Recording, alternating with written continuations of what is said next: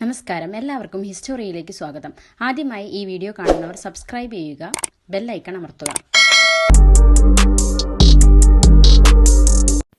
Hello friends, എല്ലാവർക്കും ഒരിക്കൽ കൂടി ഹിസ്റ്റോറിയുടെ ഒരു പുതിയ ക്ലാസ്സിലേക്ക് സ്വാഗതം.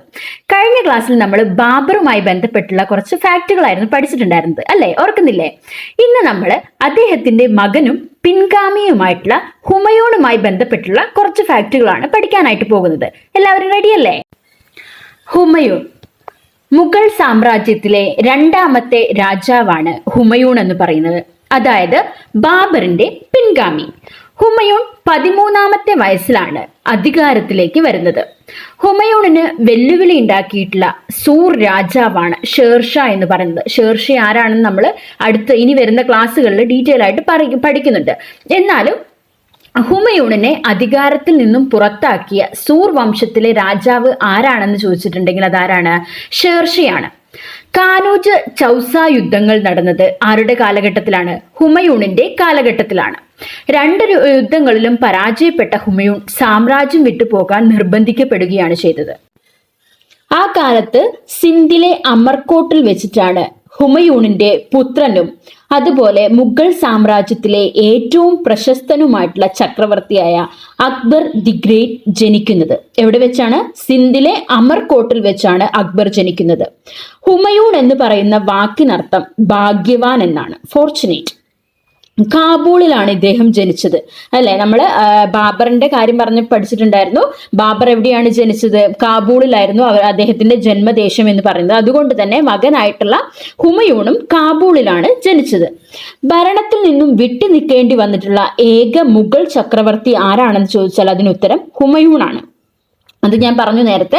എന്താണ് കാരണം? ഷേർഷാ അദ്ദേഹത്തെ പരാജയപ്പെടുത്തുകയും നാടുകടത്തുകയും ചെയ്തു. അതുകൊണ്ട് തന്നെ ഭരണത്തിൽ നിന്നും വിട്ടു നിൽക്കേണ്ടി വന്നിട്ടുള്ള ഏക മുഗൾ രാജാവ് എന്ന് പറയുന്നത് ആരാണ്? ഹുമയൂണാണ്. അതുപോലെ ഗ്രന്ഥപുരയുടെ കോണിപ്പടിയിൽ നിന്ന് വീണാണ് ഹുമയൂൺ മരിച്ചത്. ഹുമയൂൺ സ്ഥാപിച്ച നഗരമാണ് ദിൻപന എന്ന് പറയുന്നത്. ഹുമയൂണും ഷേർഷയും തമ്മിൽ കാനൂജ് യുദ്ധം നടന്നത് 1540-ലാണ്. അപ്പോ ഹുമയൂൺ സ്ഥാപിച്ച നഗരത്തിന്റെ പേരാണ് ദിൻപന എന്ന് പറയുന്നത്. അതുപോലെ ഹുമയൂണും ഷേർഷയും തമ്മിൽ നടന്നിട്ടുള്ള യുദ്ധമാണ് കാനൂജ് യുദ്ധം എന്ന് പറയുന്നത്. അത് നടന്ന വർഷം എന്ന് പറയുന്നത് 1540-ആണ്. 1556 ഫെബ്രുവരി 14 ഡൽഹിയിൽ വെച്ചാണ് ആര് മരിക്കുന്നത്? ഹുമയൂൺ മരിക്കുന്നത്. അത് എങ്ങനെയാണെന്ന് ഞാൻ നേരത്തെ പറഞ്ഞു. ഗ്രന്ഥപുരയുടെ, അതായത് ലൈബ്രറിയുടെ കോണിപ്പടിയിൽ നിന്ന് ഉരുണ്ടു വീണാണ് ഹുമയൂൺ എന്ന് പറയുന്ന ചക്രവർത്തി മരിച്ചത്. ഇനി ഹുമയൂണിന്റെ ജീവചരിത്രം അഥവാ ബയോഗ്രഫിയാണ് ഹുമയൂൺ നാമ എന്ന് പറയുന്ന ഗ്രന്ഥം. അത് രചിച്ചത് അദ്ദേഹത്തിന്റെ സഹോദരി, അതായത് ബാബറിന്റെ മകളും ഹുമയൂണിന്റെ സഹോദരിയുമായിട്ടുള്ള ഗുൽബദൻ ബീഗമാണ് ഹുമയൂൺ നാമ എന്ന് പറയുന്ന ബയോഗ്രഫി രചിച്ചിട്ടുള്ളത്. ഈ പറയുന്ന കൃതിയിൽ ഹുമയൂണിന്റെ കാലഘട്ടത്തിലെ പ്രധാനപ്പെട്ട സംഭവ വികാസങ്ങളെ കുറിച്ചാണ് ഗുൽബദൻ ബീഗം രേഖപ്പെടുത്തി വെക്കുന്നത്. 15 വർഷമാണ് ഹുമയൂൺ പ്രവാസ ജീവിതം നയിച്ചത്. അതെങ്ങനെയാണെന്ന് ഞാൻ നേരത്തെ പറഞ്ഞു. അദ്ദേഹം ഭരിച്ചുകൊണ്ടിരിക്കുന്ന സമയത്താണ് ഷേർഷാ അദ്ദേഹത്തെ ആക്രമിക്കുകയും നാടുകടത്തുകയും ചെയ്തത്. പിന്നീട് വന്ന 15 വർഷക്കാലം ഷേർഷയായിരുന്നു ഡൽഹി ഭരിച്ചിട്ടുണ്ടായിരുന്നത്. അതിനുശേഷം വീണ്ടും ഷേർഷയുടെ മരണശേഷം അദ്ദേഹം ഇങ്ങോട്ട് വന്നു. പക്ഷേ വന്നിട്ട് അധിക നാള് ഡൽഹി ഭരിക്കാൻ അദ്ദേഹത്തിന് സാധിച്ചില്ല. തൊട്ടടുത്ത വർഷം തന്നെ ഗ്രന്ഥപുരയുടെ കോണിപ്പടിയിൽ നിന്നും വീണ് ഹുമയൂൺ മരണപ്പെടുകയും ചെയ്തു. ഹുമയൂണിനെ കുറിച്ച് പ്രശസ്ത ചരിത്രകാരനായിട്ടുള്ള ലാനേപൂൾ പറഞ്ഞിട്ടുള്ള ഒരു വാചകമുണ്ട്. അതിങ്ങനെയാണ്: ജീവിതകാലം മുഴുവൻ ഉരുണ്ടു മറഞ്ഞു നടക്കുകയും ജീവിതത്തിൽ നിന്ന് തന്നെ ഉരുണ്ടു പോവുകയും ചെയ്ത മുഗൾ ഭരണാധികാരിയാണ് ഹുമയൂൺ എന്ന്.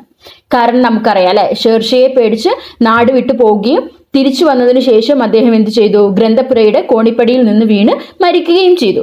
അതുകൊണ്ടാണ് ലാനേപൂൾ എന്ന് പറയുന്ന ചരിത്രകാരൻ അദ്ദേഹത്തെ കുറിച്ച് ഇങ്ങനെ പറയുന്നത്: ജീവിതകാലം മുഴുവൻ ഉരുണ്ടു പറഞ്ഞു നടക്കുകയും ജീവിതത്തിൽ നിന്ന് തന്നെ ഉരുണ്ടു പറഞ്ഞു പോവുകയും ചെയ്തിട്ടുള്ള മുഗൾ ഭരണാധികാരിയാണ് ഹുമയൂൺ എന്ന്.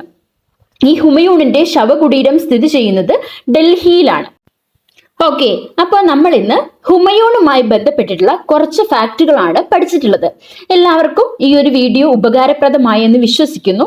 Thank you for watching all.